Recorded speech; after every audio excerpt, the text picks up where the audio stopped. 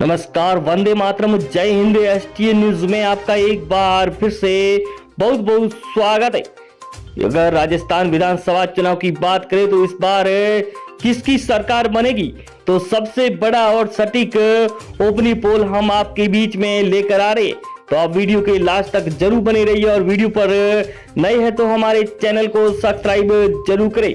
जिस तरह से देखा जाए तो इस बार राजस्थान के रण में किसको यहाँ पर कितनी सीटें मिल रही है, तो 200 सीटों का सबसे बड़ा और सटीक सर्वे लेकर आ रहे हैं।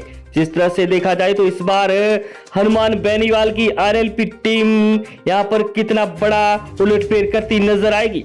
वहीं आम आदमी पार्टी की एंट्री से किसको बड़ा नुकसान होता नजर आ रहा है राजस्थान के रण में।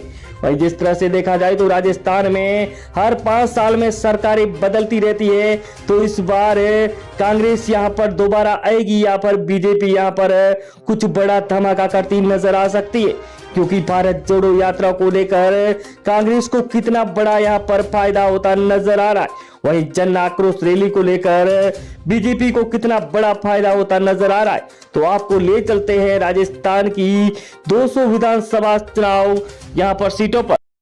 सबसे पहले बूंदी की, जहां पर 3 सीटों की बात करते हैं। यहाँ पर बीजेपी को 1 सीट मिल रही है, तो कांग्रेस के खाते में 2 सीटें जा रही है, तो आरएलपी के खाते में यहाँ पर 0 सीट है, तो अन्य के खाते में भी 0 सीट जाती हुई नजर आती दिखाई दे रही। वही अगला जिला जहां पर राजसमंद की 4 सीटों पर बात करें तो यहाँ पर बीजेपी को 2 सीटें, तो यहाँ पर कांग्रेस के खाते में 2 सीटें जा रही है, तो यहाँ पर आरएलपी को 0 सीट, तो अन्य के खाते में 0 सीट जाती हुई नजर आती दिखाई दे रही।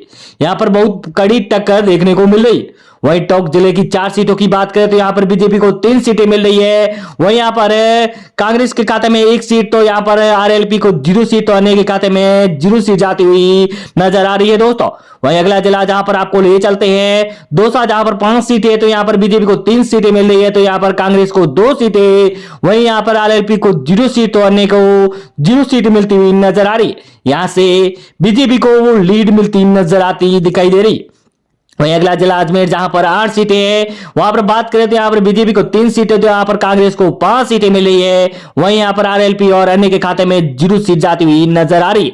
यहां से कांग्रेस को बहुत ज्यादा लीड मिलती हुई नजर आ रही। वहीं पाली जिले की 6 सीटों की बात करें तो यहाँ पर बीजेपी को 4 सीटें, तो कांग्रेस को 2 सीटें मिल रही है। वहीं आरएलपी और अन्य के खाते में 0 सीट जा रही है। यहां से बीजेपी को बहुत ही ज्यादा फायदा होता नजर आ रहा है पाली जिले से। वहीं अगला जिला जहां पर आपको ले चलते हैं हनुमानगढ़, जहां पर 5 सीटें है, तो यहाँ पर बीजेपी को 3 सीटें, वहीं यहाँ पर कांग्रेस को 2 सीटें मिल रही है और आरएलपी और अन्य के खाते में 0 सीट जाती हुई नजर आ रही।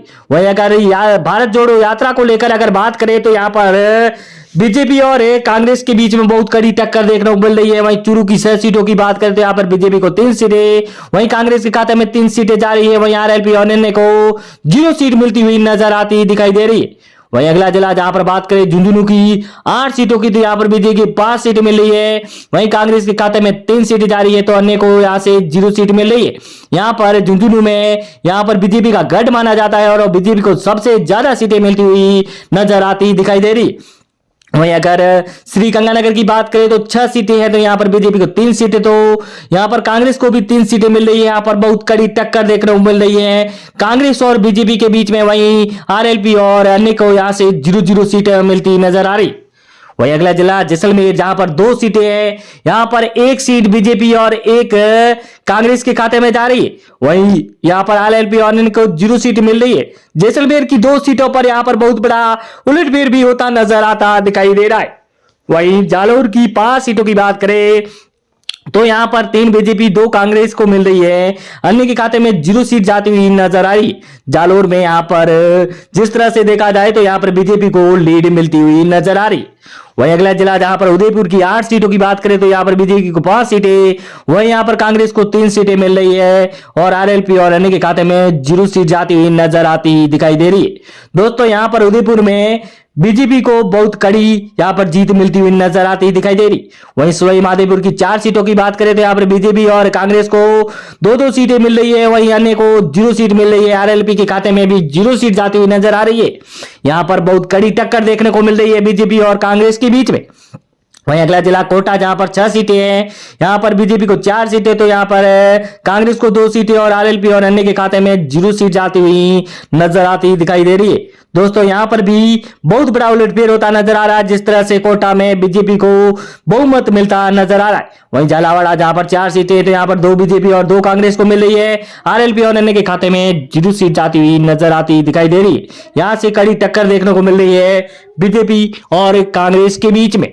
वहीं अगला जिला जहां पर आपको ले चलते हैं चित्तौड़गढ़, जहां पर 5 सीटें हैं, वहां पर बीजेपी को 3 सीटें, तो कांग्रेस को 2 सीटें और आरएलपी और अन्य के खाते में यहां से 0 सीट जाती हुई नजर आती दिखाई दे रही है। यहां पर देखा जाए तो साफ तरह से बीजेपी और कांग्रेस के बीच में बहुत कड़ी टक्कर दिखाई दे रही है इस बार राजस्थान में। वहीं प्रतापगढ़ की 2 सीटों पर बात करें तो यहां पर एक बीजेपी और एक कांग्रेस को मिल रही है। वहीं आरएलपी और अन्य के खाते में 0 सीट जारी। प्रतापगढ़ में इस बार बहुत कांटे की टक्कर दिखाई दे रही है, जिस तरह से देखा जाए तो प्रतापगढ़ में उलटफेर होता नजर आ रहा है। वहीं जोधपुर की 8 सीटों की बात करें तो यहां पर बीजेपी को 6 सीटें मिल रही है। वहीं कांग्रेस के खाते में 2 सीटें और आरएलपी और अन्य के खाते में 0 सीट जाती हुई नजर आ रही है। यहां से जोधपुर की बात करें तो बहुत बड़ा यहां पर उलटफेर, जिस तरह से कांग्रेस को 2 सीटें मिलती नजर आ रही। वहीं सीकर की 8 सीटों पर बात करें तो यहां पर बीजेपी को 4 सीटें, वहीं कांग्रेस को 3 और यहां से आरएलपी का खाता खुलता हुआ 1 सीट मिलती नजर आ रही है, तो अन्य को 0 सीट मिल रही है। दोस्तों जिस तरह से देखा जाए तो सीकर में इस बार बहुत बड़ा उलटफेर हो रहा है।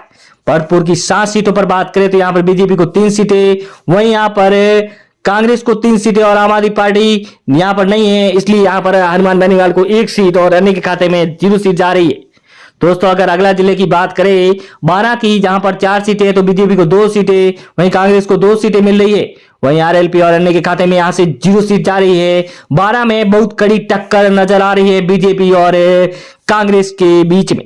वहीं अगला जिला जिस तरह से ले चले आपको, धौलपुर की 4 सीटों की बात करते हैं, यहां पर 2 बीजेपी और 2 ही कांग्रेस के खाते में जारी।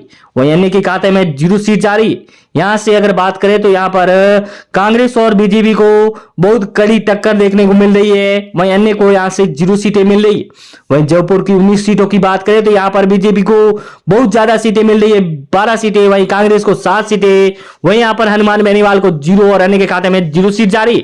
जयपुर सबसे बड़ा नगर जिस तरह से बात करें तो यहां पर बहुत ही बड़ा उलटफेर होता नजर आ रहा है। बांसवाड़ा की 5 सीटों पर बात करें तो यहां पर 3 बीजेपी और 2 कांग्रेस को मिल रही है, अन्य के खाते में यहां से 0 सीट जाती हुई नजर आ रही। बांसवाड़ा में भी इस बार बहुत बड़ा उलटफेर होगा, ये बता रहा है सर्वे के मुताबिक। वहीं सिरोही की 3 सीटों पर यहां पर बात करें तो यहां पर 1 बीजेपी और 2 कांग्रेस को मिल रही है। वहीं आरएलपी और अन्य के खाते में 0 सीट जारी है। यहां पर कांग्रेस को बहुत भारी बहुमत मिलता नजर आता दिखाई दे रहा है। वहीं अगला जिला आपको ले चलते हैं नागौर, जहां पर अगर बात करें नागौर की 10 सीटों पर तो यहां पर बीजेपी को 5 सीटें मिल रही है। वहीं कांग्रेस के खाते में 2 सीटें और हनुमान बेनीवाल को यहां से 2 सीटें मिल रही है। वहीं अन्य के खाते में 0 सीट जारी नजर आ रही है। दोस्तों नागौर में इस बार बहुत बड़ा उलटफेर हो रहा है। वहीं डूंगरपुर की 4 सीटों पर बात करें तो यहां पर 3 बीजेपी और 1 कांग्रेस को मिल रही है। यहां से कांग्रेस को बहुत तगड़ा झटका लगता नजर आ रहा है डूंगरपुर से। वहीं आरएलपी और अन्य के खाते में 0 सीट जाती हुई नजर आती दिखाई दे रही। वहीं अगला जिला बाड़मेर की बात करें तो 7 सीटों में से बीजेपी को 6 सीटें मिल रही है। वहीं कांग्रेस को 1 सीट ही जा रही है। यहां पर 7 सीटों में वहीं आरएलपी को 0 और अन्य के खाते में 0 सीट।